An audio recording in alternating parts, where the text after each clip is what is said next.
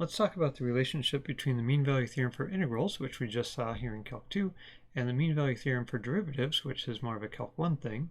So here's a restatement of the mean value theorem for derivatives. I've simplified it a tiny bit. It's saying that there's some point where the derivative, g prime, or the slope of the tangent line, is equal to the long-run slope starting at point a comma g of a and going to that. So there's some point where the tangent line is parallel to the line from the start to the end, where they have the same slope. So that's the mean value theorem for derivatives.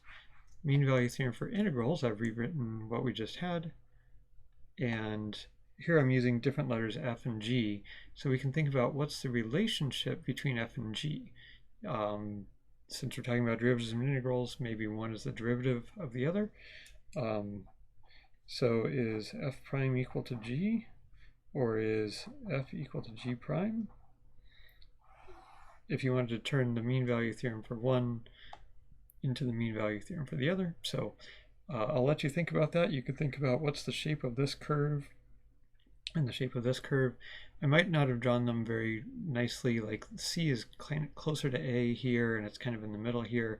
I wasn't very careful about that, but you could try doing it carefully and see if the C ends up in the same position if you make this relationship or that relationship. So I'll just leave that as an open puzzle.